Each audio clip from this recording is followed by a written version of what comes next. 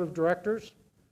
I want to go over the folks who have worked on this project. There's a steering committee that the board formed to actually oversee this project. I am the board liaison to that committee. And I'd like all the members of the board steering committee to please stand to be recognized.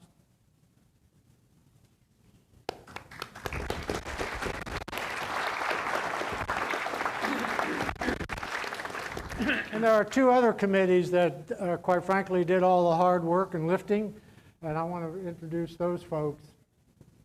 The Food and Beverage Committee, which is chaired by Steve Ballou, obviously worked on the restaurant portion of the building and what we're going to do with the building, and you'll be hearing from them, but I'd like for them to stand and be recognized as well. Where's all the members of the Food and Beverage Committee?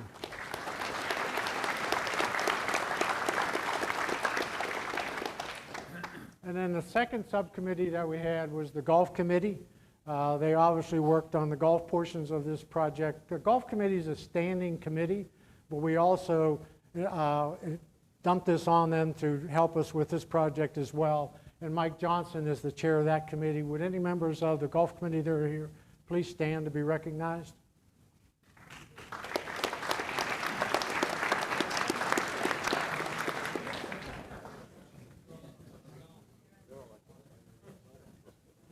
Okay, I want to back up.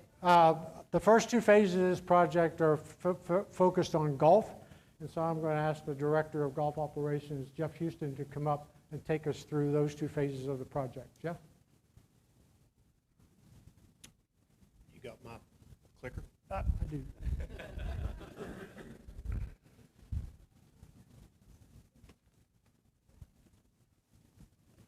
Good afternoon, everybody. The first two phases, as Bruce said, is all about the driving range project, the renovation of our driving range and our construction of our new putting course, which is more of an entertainment center than it is really anything else. So what I want to do is show you some pictures of where we began and what we're doing so far, and then turn it over to the Food and Beverage Committee. So you can see right here, this is our design of our putting driving range facility. This came from, we contracted a architect out of Nashville, Golf Links Inc., and he did all the drawings for us and everything. So I will attempt not to turn this screen off here and point with, yep. How'd that work? Hey, there's my pointer. Okay, that is the new putting course here, and this is the teaching facility, which is phase 2. So if we go to the next screen, this is where we began. This was September 25th at Druid Hills before any of the project started. So this is the parking lot for Legends that was being unused, the driving range and everything. So if we go back and we see what we done, the putting course is in that parking lot area that was being unused. Then we renovated the driving range, put some target greens in, and you'll see as the pictures go through how the construction is going on. So our first slide is of the putting course and the driving range. What I want to bring everybody's attention to here on the putting course is these condos. This is where about 7,000 golf package players spend their time throughout the year. Come and go as you would see at any of your golf courses, amusement parks. One person, they come in on Thursday, leave on Sunday. Another group comes in on Thursday, leave on Sunday. This is going to be a big part of our project in using the putting course here, the driving range, and when the clubhouse comes in this area, the synergy of this is going to be fantastic. It's going to be a great gathering place for a lot of people, the community, also our golf packages, and also Wyndham. So this picture was done, it's probably a month ago. As you can see, there's no construction of the performance center yet. But phase 1 was the driving range and the putting course. So this was, as of Monday of this week, how the putting course is coming in. It's growing in really good. We're not ready to open it yet. As you can see, we still have some areas that need to heal up and everything. Phase 2 is the Performance Center to be coming in probably the fourth quarter of 2024. Our architects were KDC out of Atlanta. They did us a fantastic building, 2-bay facility. We got a lobby in it. We got restrooms in it that's accessible from outside as you're making the turn. You can go into a restaurant. There's also a restaurant that's accessible from inside the building. It's going to be a great place and it's really the only thing in golf, honestly, that's weatherproof. So of all the rain, the snow and everything, this is going to be a 12-month facility, and we do not currently have any of that going on. Our next picture is, as of this week, how the construction's going on. As you can see, it's come out of the ground, and if you've been over at Druid Hills, it's a very impressive structure on the end of the range. A couple of things I want to show from the original picture. These are the target greens that are still coming in. What we'll end up doing is, as the Bermuda grows in and we hit on those, in the wintertime, we will overseed these areas, and you'll be able to see, have a contrast all through the year as you're hitting balls and stuff. So it's going to be a great facility. These two projects were the budgeted for last year, so they're not even part of the clubhouse budget. The money's already been appropriated and being used for these two facilities. So now I'm going to hand it over to Mary Kay Jacobson for the food and beverage part. Okay. Thanks, Jeff. I did fail to mention, we'll do Q&A at the end of this, so write your questions down. We'll answer all your questions at the end. I would like to introduce Mary Kay Jacobson. She was on the Food and Beverage Committee. And again, I can't emphasize the amount of time all these committees have put into this project. So Mary Kay.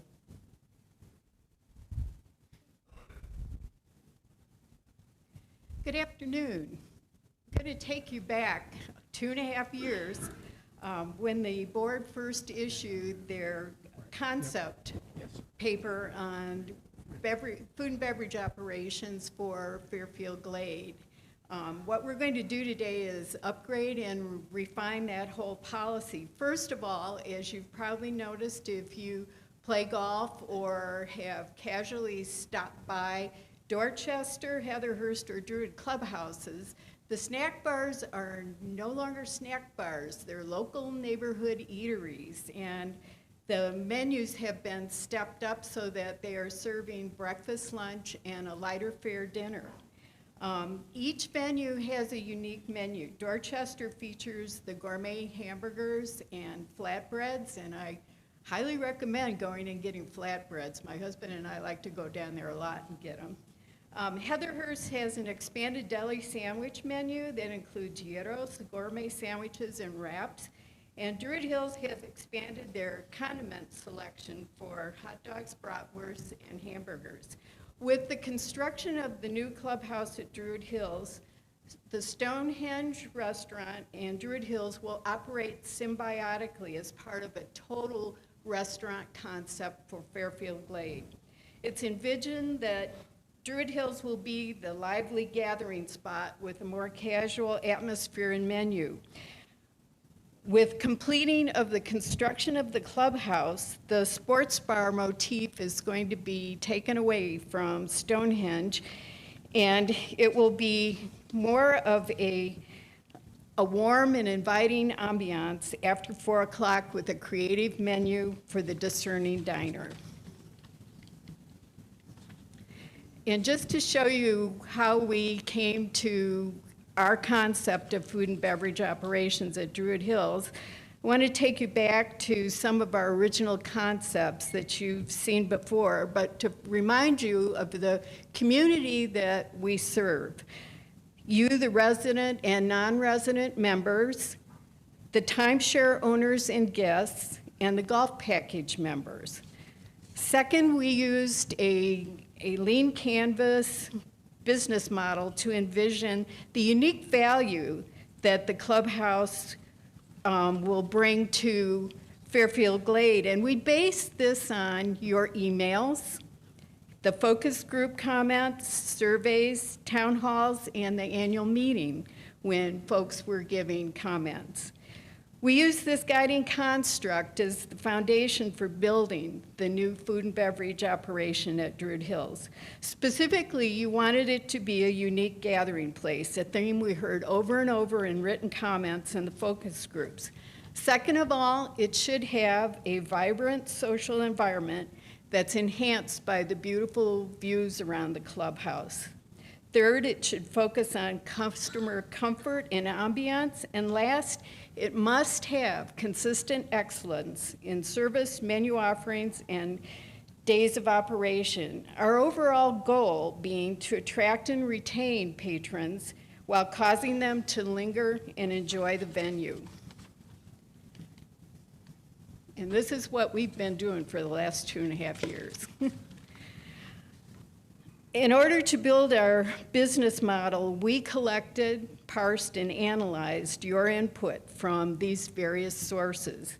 We had over 300 emails into the Druid Hills Project email inbox. In member survey 1, we conducted in August of 2022, and we had a 32% response rate to that. It gave us an idea of the general dining habits of our members. Focus group 1 was held in October of 2022. We had 31 people divided into 4 different groups.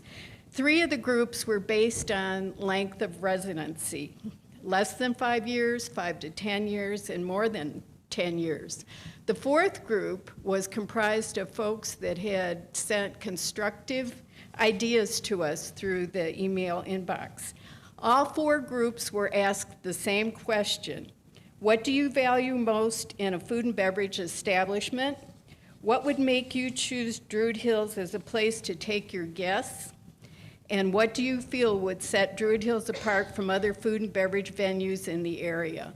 Again, all those comments were recorded, handwritten, categorized, and analyzed. We conducted focus group 2 in January of 2023 and had 50 participants and divided those into 3 arbitrary groups. There was no criteria.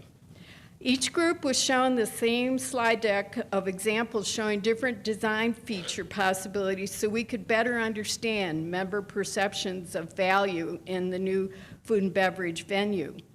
And it also helped us to further refine the requirements based on your input. Again, we used the same criteria to analyze those comments from that focus group. Member survey 2 was done with private club associates in February of 2023, with the final report issued in March of 2023. Response rate there was 51%, which was really good.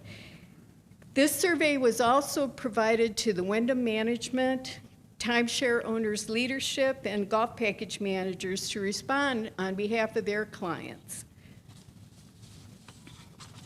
We also went back and looked at the food and beverage surveys for those of you who've been here 5 to 10 years that were done in 2017, 2018, and 2019 to see if there was any trending that was taking place that we could correlate with information we got from our surveys and the focus groups.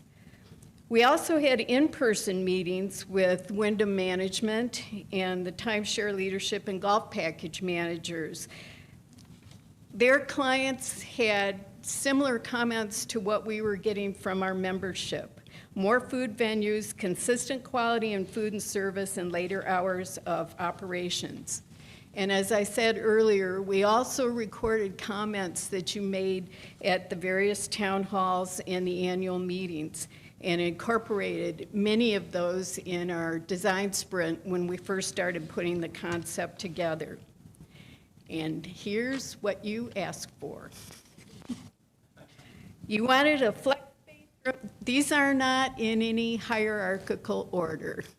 This is just a grouping of what you asked for, requirements. You wanted a flex space room that could be used as a dining room, closed off from the rest of the venue to offer more privacy and noise mitigation. It would also serve as a space for private functions. In focus groups especially, we heard you wanted a large bar that was separate from dining, but also have in-bar dining available with different seating options. You wanted to enjoy outside dining under a covered patio that captured the surrounding views. To encourage gathering and socializing, you wanted relaxing outdoor spaces where you could linger, maybe sit around a fire pit, have a cocktail, and converse with your friends. You also asked for comfortable surroundings that provided for noise mitigation, comfortable seating, and plenty of space between tables so you can enjoy your own table conversation, not somebody else's. You asked for consistent quality in service, menu offerings, and hours of operation. And probably the design feature you mentioned the most was that you wanted to enjoy the beautiful views surrounding Druid Hills, especially down the 9th Fairway and overlooking comfortable Cumberland County. You wanted the clubhouse to have a casual and welcoming ambiance. Overall, and at every opportunity, you voiced your opinions, and we listened. Thank you.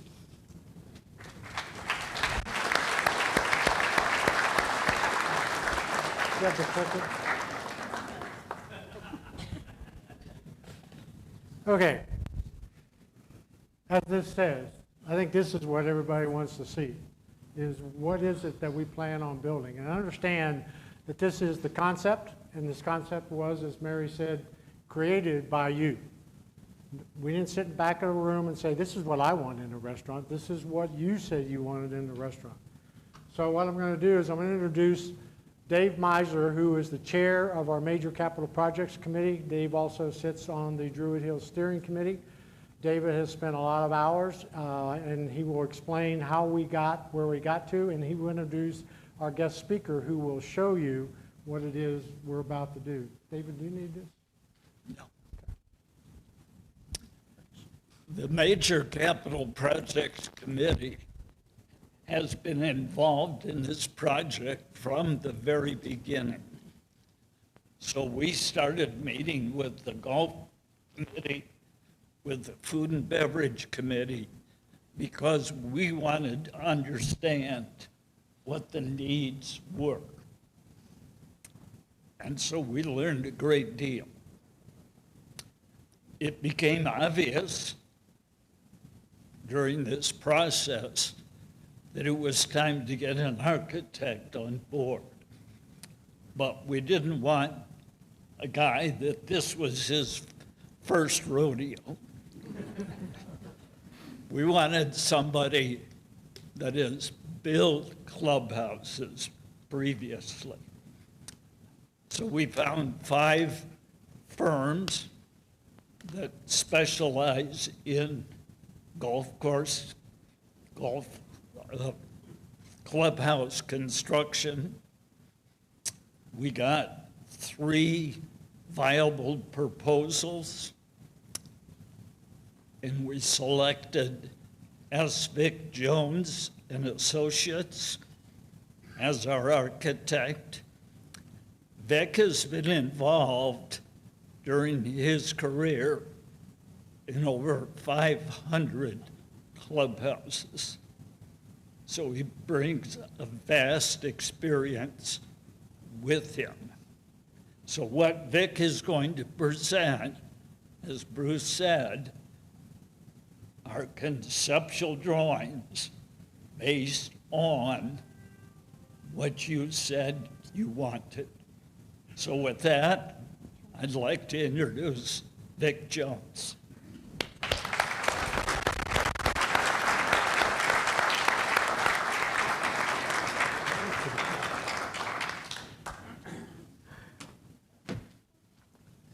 Good afternoon. Good afternoon. Thank you for having us in to chat with you about your new clubhouse exciting project. Did I turn it off? I don't know what I did. There you go. Okay, sorry. Let me first introduce my associate and wife who came with me from Dallas. Everyone meet JJ. And if you think I have a funny accent, strike up a conversation with her. She's from the motherland, Great Britain, so you'll enjoy chatting with her. It's a valued opportunity for me to be able to work with you, and we really appreciate it. We don't take it lightly. Yeah, we've done a lot of clubhouses, but this one's yours, and this is unique, and this one, there's not another one like it in the world. So your input from your emails, your surveys, the task force reports, all of that has been accumulated very well by your club leadership and conveyed to me, modified to me many, many times over as we developed a drawing, a plan for this. So I want to thank each of the committees, every one of the members of the leadership, in particular Bruce and Dave, who I've worked directly with, who've sort of been the liaison between your committees, your individual input, and us. Dave wouldn't want me to say this, but I'm going to tell you, you've got a prize there. He's brilliant and he's experienced. And Dave, it's just been a real treasure working with you. I appreciate it, and we look forward to continuing ahead. What I'm going to show you is one solution to all of your input. Nothing is cast in stone. Not at all. It looks finished, but it's not. Everything, if you've ever built a home, you know how the finished product is hardly ever exactly the way you first drew it. It's tweaked, it's changed. And that will be the case as we go into the design development, construction drawings, and all with this clubhouse too. So offer any input that you have. If you see something that you don't like about what I'm going to show you, just keep it to yourself. Don't say anything about it. But if you see something that really jumps out at you and you like it, feel free to jump up and down, clap, and give us any kind of applause you want to on that. I want you to know this too. Based on the input that you gave to the committees and the leadership of your membership, if I were going to build a clubhouse today, based on that information, raw land, no restrictions, what I'm going to show you is what I would build.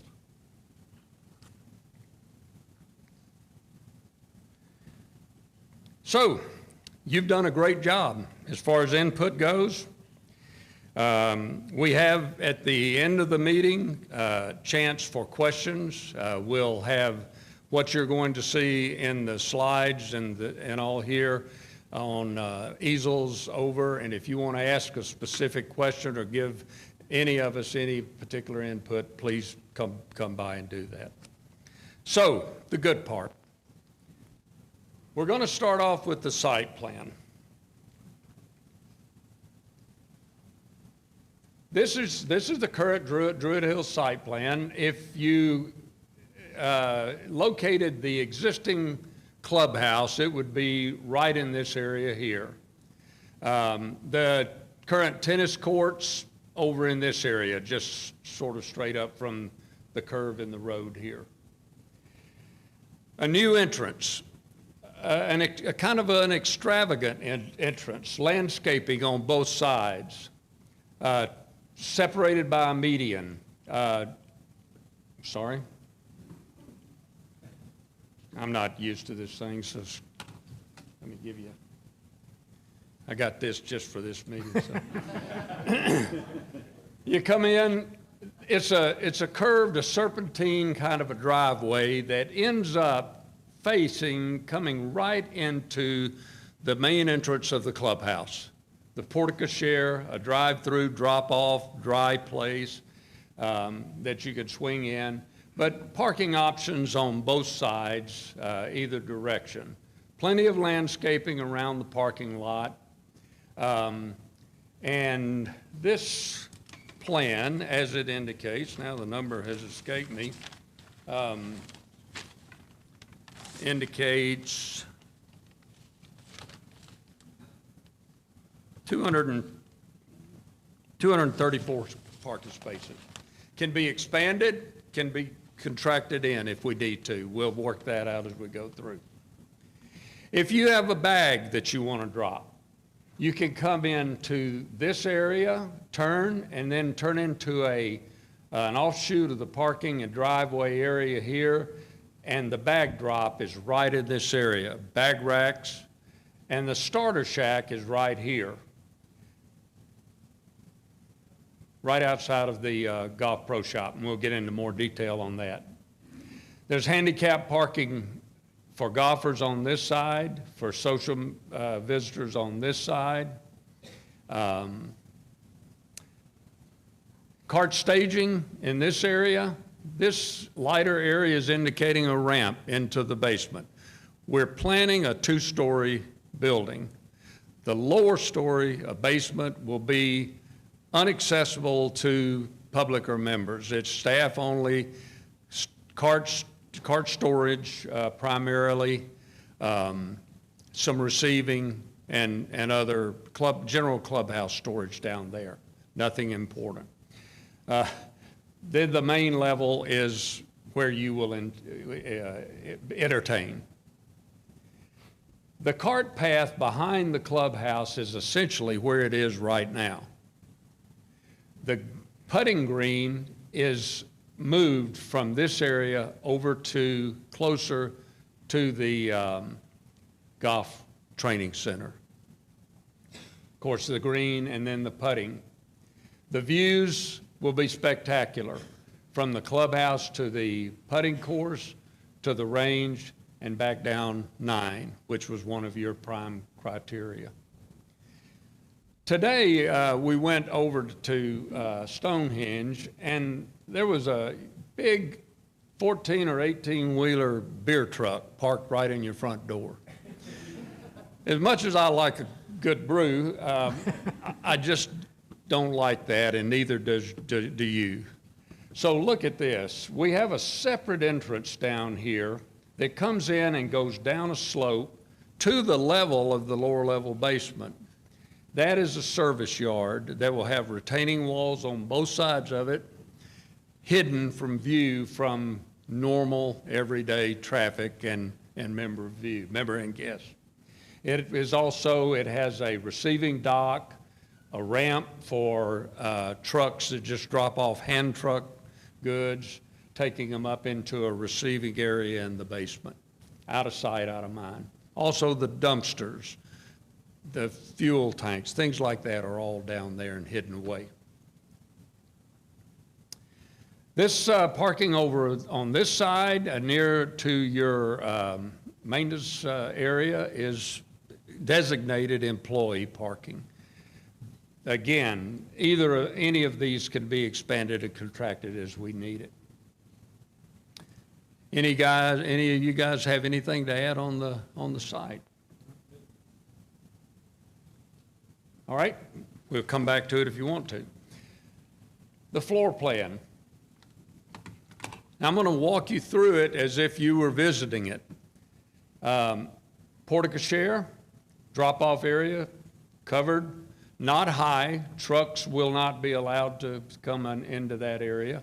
But this is the main entrance into the clubhouse. It's a small lounge. It's just a place to wait for your wife while she parks a car, or another couple, family, whatever. I see this really as casual, comfortable seating, maybe a little bit of a tendency back toward traditional, because the rest of the building is fairly modern. So some traditional things, maybe we'll put some rugs under some of these areas because the general idea for the floor is wood. There's a coat closet right here for cold weather. I had thought about in these walls on either side too, maybe building in some bookshelves, possibly even some glass doored cases where we could have, you know, club trophies or plaques or other memorabilia in there, just anything historical that you'd want to display. And of course, this whole area can be rearranged and changed anytime that, you know, we want to. Some nice artwork in there, not expensive, but nice to draw attention. Right here is a see-through fireplace. I see a grand fireplace with stone, wood boxes either underneath the hearth or on either side, maybe some more shelving. But this is an intentional vision block for the bar. I don't want to walk into the front door and see firsthand the bar staring at me. But I do want to see on either side green grass. I want from the very time we step into the clubhouse, views out to that golf course and golf activities. We should be able to see people hitting on the range. We might be able to see people putting on the course. 2 chairs here, maybe some modern wingbacks there, something like that to create kind of a warm and welcoming area right in front of the fireplace. Maitre d' stand here for anyone that's coming in for a la carte type dining. If you turn left, you go down by the restrooms. Ladies and gentlemen's restrooms. In the restrooms, I see real drywall partitions and doors, not plastic or metal toilet partitions. So it would be an upgrade in there for the restroom experience. And then all the required accessible facilities as well. In the ladies, a small makeup counter where you could sit down and adjust your makeup right there. On in here, this is actually part of the what we call the gathering grill, but it is focused on the game simulators. This wing includes 2 game simulators, some counter height tables with counter stools in here, and lounge chairs to watch the play. If you want to stay out of the noise of the games, you can sit outside this glass partition, full glass, floor to ceiling, in a group table here, or even we could put a 4-top over here if we wanted to.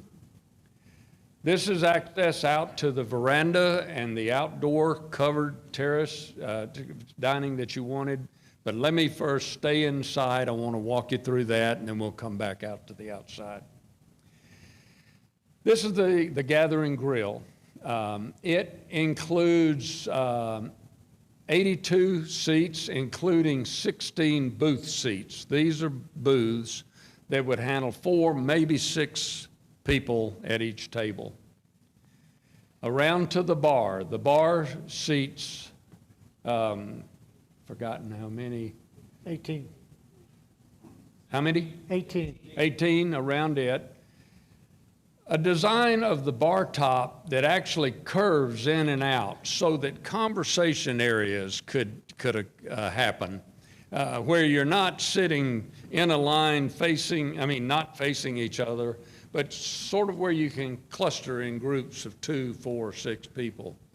A kind of a unique design.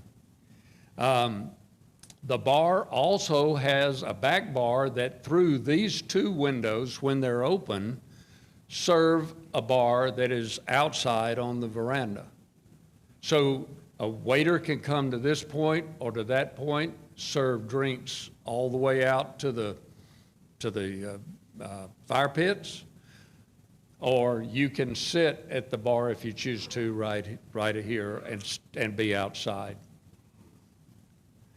You had asked for an area that could be separated for special functions or maybe a different kind of dining, evening, quieter dining. That's this area here. 40 seats, separated from the rest of the grill with a movable partition similar to what we have in here. It can be a solid partition that's both visual and acoustical separation, or it can be individual panels that would create a partial kind of separation if you wanted to do that, just for a little bit of a different kind of dining. And then we've designed it to where the waiter station here, which is also the beverage station, we designed this to where rolls, butter, maybe a salad case, things like that, a waiter can come through, pick up, along with any beverage, any soft drink, without having to go all the way into the kitchen. And that waiter can serve either into this area when it's closed off, or the gathering grill and bar when it is closed off. When it's open, it's all one big room. If we go to our right down through this corridor, we come to the entrance to the golf shop. Displays built in on the wall that are lighted. The attention will be drawn toward the wall displays by the use of lighting, and then movable island displays out here. We have a television here with a couple of more lounge chairs, maybe recliners in this area. This is the control desk. This is the hub of golf operations, as you know.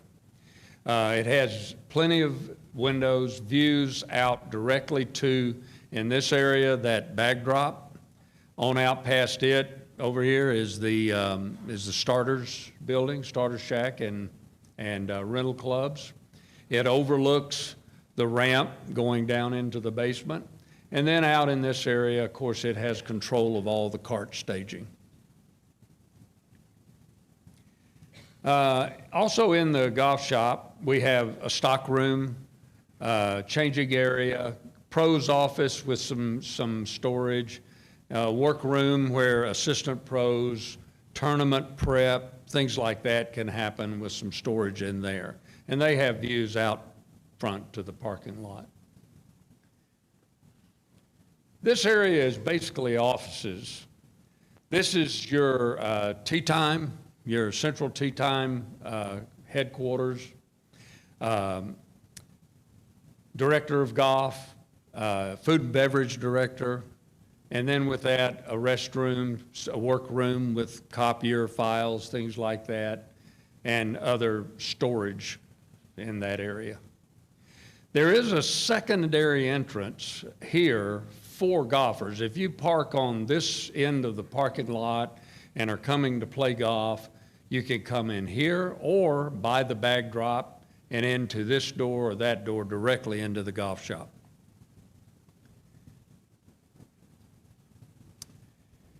On the back, we have a small, you might call it cafe, called The Turn, where it's a grab and go. After 9, if you want to get a sandwich, a hot dog, a beer, you come in here. It's directly served with a limited menu cook line. We'll work out the details on that, and from the main kitchen. If you need a restroom, you're right here. The 2 restrooms just down the hall, ice machine for you members. And if you need to pick up a sleeve of balls or a cap or whatever, jump into the golf shop here. Cart parking will be right outside here for that turn.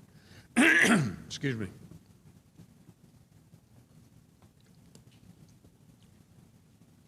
Kitchen is a full-service commercial kitchen, dishwashing in this area, Food prep, chef's table with hot wells,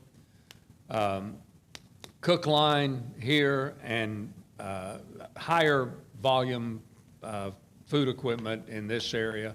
Prep, walk-in freezer, walk-in cooler, chef's office, and then another bakery or salad area or something like that in that area there. This is the garage for the movable partition. When the partition is open, and then all of the panels are stacked in here and you'll never see them. So now, if we go out onto the veranda, we could go out through this door, as I mentioned, or these two walls open up completely, about 15 feet wide. When they're closed, they look like individual window panels, wood frame glass windows, but when they're open, they're wide open. And then other pedestrian doors here and here for when those doors are closed. The veranda seats about 100 people. Spacious. My hope is that we will be able to walk off this veranda at grade level with a gentle slope back down to grade level. If we have to change more abruptly and include some steps, we will have to, but we're going to try to avoid that. But this area is roofed but open air. It can, though, now or in the future, be enclosed. The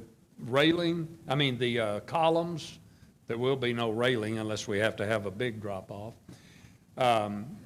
Between the columns will be able to have panels installed, close it for inclement weather. Again, the view great to the range, to the putting green, and down 9 here. It's just 110 feet from this point to the edge of 9 green. Fire pit here, and then you may have seen on the site plan, we're planning one across the cart path for seating over there. And all of this seating would be cushioned outdoor furniture, very comfortable, very nice. Maybe a couple of rocking chairs here and there too around the veranda.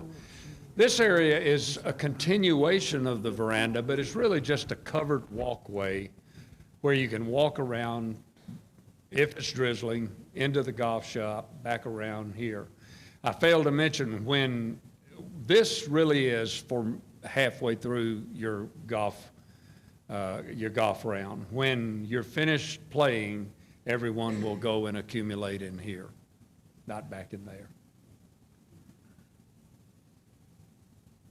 All right, would you like to see an idea of what it looks like? Yes, sir. Yeah.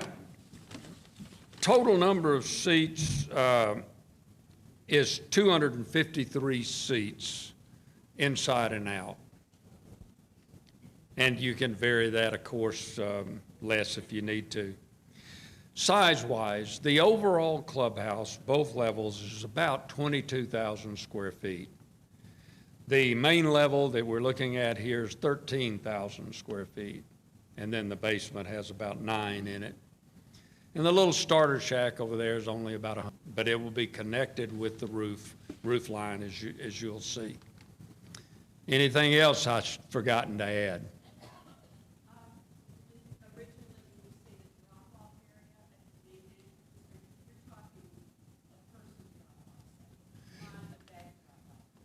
Well, both. We have a person drop-off covered here. No. If you want to drop a bag, it's over by the starter and the golf shop. All right. And no stairs. Sir? No stairs going in. No stairs going in from the front. No, we'll definitely not have that. Okay, Vic, let's go ahead. We'll catch your questions at the end, please. Questions at the end, sorry. All right, here we go. This is front partial front elevation of the clubhouse. As you can see, it greatly resembles Dorchester, the design elements that have been created sort of as a brand with the color, the siding, the stone, the standing seam metal roof, very high quality materials and appearance. Chimney from the main fireplace. I want to do a clock over your pediment over the golf shop, looking out toward the cart staging area. And then, of course, this impressive grand entry coming in from the entry boulevard under the porte cochere. Now, for the rear, this is the corner of the veranda. 9 green right over here. Again, if possible, no steps. I want to come right off of that veranda out onto grass. The fire pit, the bar, the outdoor bar. The windows here are open. The doors, the panel doors are open, looking inside to the bar. The high windows are all this same room. I want to do a very high ceiling in that gathering grill and bar. And so this would create more natural light coming in to the biggest room that we have.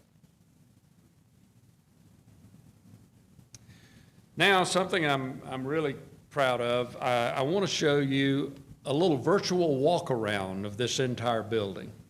So with that, here we go.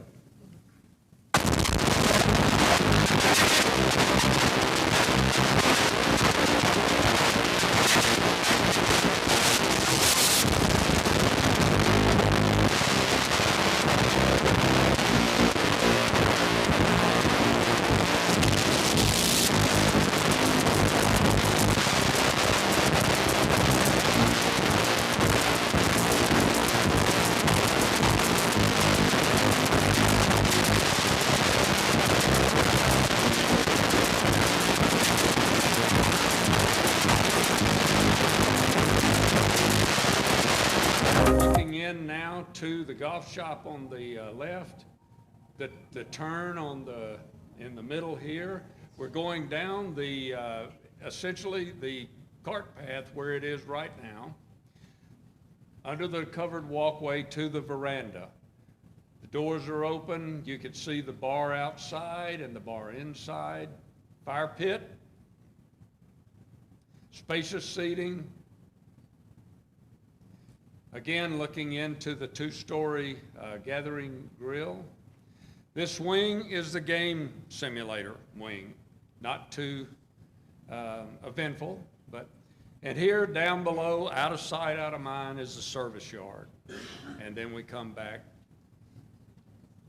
to the porte cochere. I hope you like it. Thank you. Thank you very much.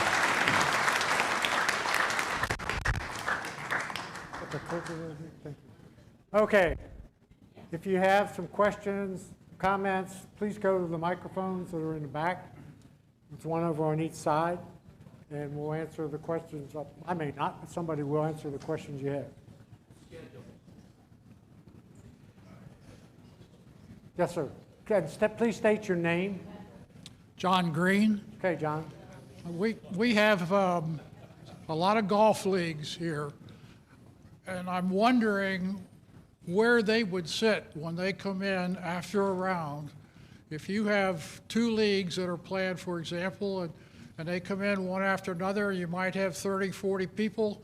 It looks like to me now they would take up a lot of space that people coming in for dining would want to sit at. Okay, Jeff, where's Jeff? I'll let our golf director address that. We've talked about that extensively. Hey, John, can you put the floor plan back up? Pardon me? Hang on, Wrong John. hang on.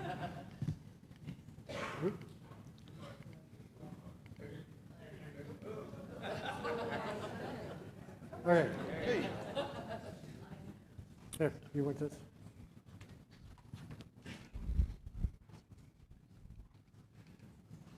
So, Mr. Green, what we talked about is making this place golfer friendly. That's the number one thing that we wanted to make sure of when we went through the diagram in the clubhouse. So we got two separate areas here that the golfers can come. This area is, I think, 48 seats. Then we've got the long tables there that the groups can come in and sit at. I feel very comfortable that we could have two leagues in this area between the hours of 12 o'clock and 4 o'clock or 5 o'clock, to where the normal players, the normal people eating, and also the leagues could all fit in this area. We've also got the outside seating, which we know a lot of people want to sit outside when the weather's good. Somebody coming in and eating at 5 o'clock would want to sit there. But I feel very comfortable that we're going to have enough seating for the golf leagues to be able to do what they want to do, and also the other golf. John, and the concept outside is that all those tables can be butted up together. So if you have a group of 16, they can all sit around the same table. It's very flexible. Yep. You can look at, like Bruce said, these are square four tops. You could move all those together if you had a group of 8 or 16 that wanted to do. So I feel comfortable that we looked into that and we've got that covered. Thank you. Anything else, John? I don't agree with that, but you're the pro, so I think. I'm not the architect, but I feel good about this. Did you want to come back? I understand. Yeah, I understand. Yeah. Now remember, we have 253 seats. It's a lot of seats. Yeah, go ahead. Nico? Nico Sergio. The first question is for Jeff Houston. When we were talking about the Performance Center, you said something about a restaurant. Did you mean restrooms? I think I said restrooms. There's two restrooms, one serviceable from outside and one from inside. Restrooms. Is there any restaurant there? In Any the food Performance service? Center? No. No. Okay. On the 13,000 square feet, does that include the veranda, or is that just the inside area? Say again, Nico? I forgot the guy's name. He said that this was 13,000 square feet on the main floor and 9,000 in the lower level. No, the 13,000 is the heated, air-conditioned space. Does not include the veranda. Okay. The current building is 17,000, so this building is going to be, with the outdoor space, maybe the same as the current 17,000? My view is it's a touch smaller, but it's much more efficient. Okay. Do we have a cost, a total estimated a ballpark figure, and do we have a per square foot estimate on the cost of this building? Let me go through the phases for you, Nico. Phase 1, which is the putting course and the driving range, which, as Jeff points out, is part of the 23-24 budget, that's $650,000. The Performance Center, which also is in the 24 budget, is $950,000. And our estimate on doing the site work and the clubhouse is $16 million. 16 million. Okay, thank you. And just information, if you were here 2 weeks ago, when you heard the capital discussion, that $16 million is part of the $70.5 million that was discussed 2 weeks ago. Yes, sir. Two quick questions. One, would Could you there give be your name, sir? Jack Juron. Jack. Would there be a provision for live music, a small band nearby? Yeah, we have that capability, certainly. Okay. And would there be a bar We at can have it the practice? inside, we can have it inside or outside. Would there be a bar at the practice putting green? We didn't have that in the design, Jack, sorry. But the putting course that we built has drink stands at every hole. It's got 18 holes on it, okay? And every hole has a stand for you to set your beverage down, and we'll bring it to you if you run out, and you can putt yourself around that course. And that by the way, that design from the upper level to the bottom level of that drops 10 feet. So it's not a putting course like, the putting green like you tend to think about. This is a challenge. And it's, trust me, I've done it. It's not on this course, obviously, elsewhere, and it's just a ton of fun. And you get people, to your point, that have a few drinks in them, and do that, and it's a hoot. Ted. I have Ted Landers, two things. The first, Domino's has been doing just bonkers with selling pizzas. And I was kind of hoping that in here we would have a pizza facility, because they seem to be making a lot of money, and it certainly would be beneficial if we could tap into that. Pizza. Yeah, no, Ted, we have talked about having a brick oven and doing that kind of thing. Those kind of details are not done yet. Like, we have not totally talked about all the equipment in the kitchen. The concept here today is to show you the overall concept. We'll be back as we get finer designed and reveal what we're planning on doing to get your feedback about those kinds of things. So those decisions of exactly what we're serving and all that have not been made. And then the second comment I have is where the turn snack bar is, kind of before you get to the hallway Yeah. there, down a little bit, where the restrooms are. Okay? Any reason there's not a urinal in those? Again, it's not that's not the specific Well- design. I just tell you, guys are messy. Ted, trust me, this guy here knows how to do this after 500 of them. But again, this is a conceptual design. You will see later on down the road very detailed designs, and you will get to give feedback about those. So keep that question in your back pocket, okay? Tell him I've noted it. He's made a note of it, yeah. Ma'am? Alice Hodge. Jeff, can you orient us a little bit? Because where the shack is for the snack turn over there, I'd be coming in over there. There are only 2 bathrooms. Usually when I'm in a foursome, all the ladies are going to go to the bathroom. We're going to be walking completely through the restaurant. So I'm just wondering, do we stop where the shack is, the snack bar, or do we park in front of where the portico is and then go in the front entrance? Because if you do that, then you're blocking other people coming in and out of the restaurant. I guess Vic can comment on this, but if you park here and go into the pro shop and it's busy, you're not going through the restaurant, you're kind of going through here, and it's not that far of a distance. It's not. It really isn't. Okay. But All right. they are located there. These are to serve not only the turn, but all of the cart staging area, the golf shop, this end of the building, so you won't have to go all the way through there. Right. Okay. So, Yeah, Brian Diltz. I don't know what you call it, the game room that sits off on this Right corner. here? Is that the TrackMan things, or what? no, it's actually, it includes TrackMan activities, but it's a gaming center where you can play soccer. You can play baseball. I mean, it's meant for, like, if your grandchildren are here, or my grandchildren are here, I can take them over there, sit down, have dinner. They can be in there playing soccer or whatever. But you also can do golf. It's a multifaceted gaming center. I kind of thought that the golf and the TrackMan would be in the training center They that are, they're building. and they Right. will be. Okay. The TrackMan that's here is going to the training center, and then we'll have another one. So what's in the training center are specifically golf. Hi, Suzanne Wade. Yes. First of all, I'm very impressed that you took all of our comments from the focus groups and everything, and this is what you've come up with.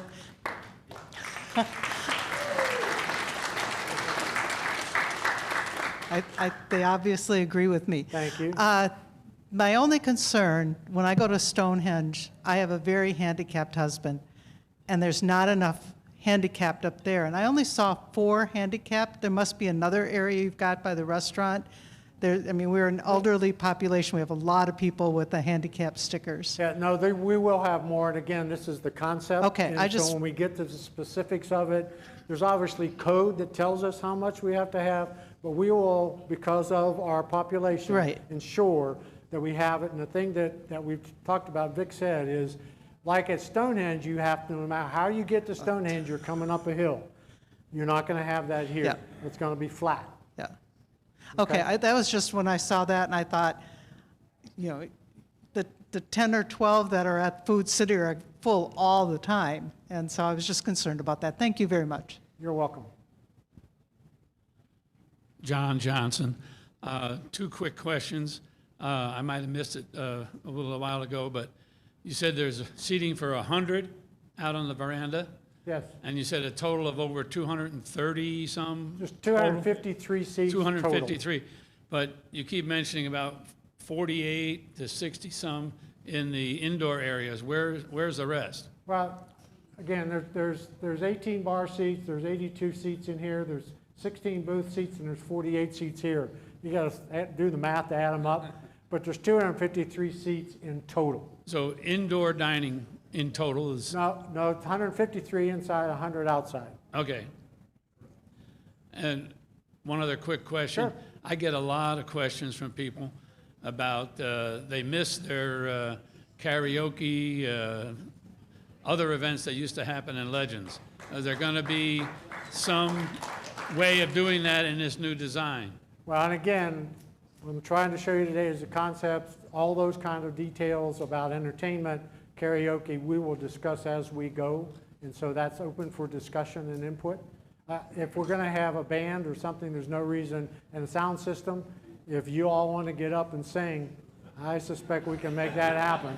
Some people want to dance too, but that's another story. Yeah, well, do that at the Grove down here, right?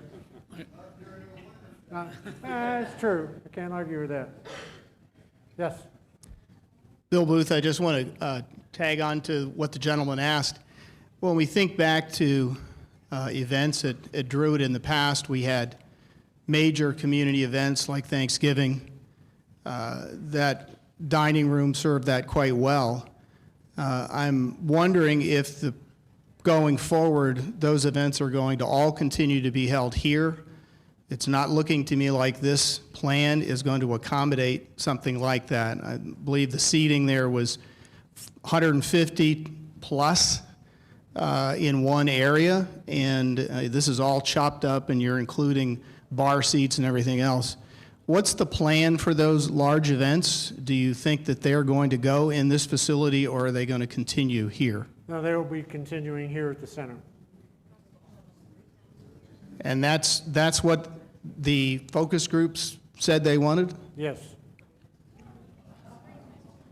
Really? Okay, thank you. Other questions? Again, we will be over here by these renderings. If you want to talk to us one-on-one, that's fine. I appreciate you all coming. Thank you very much.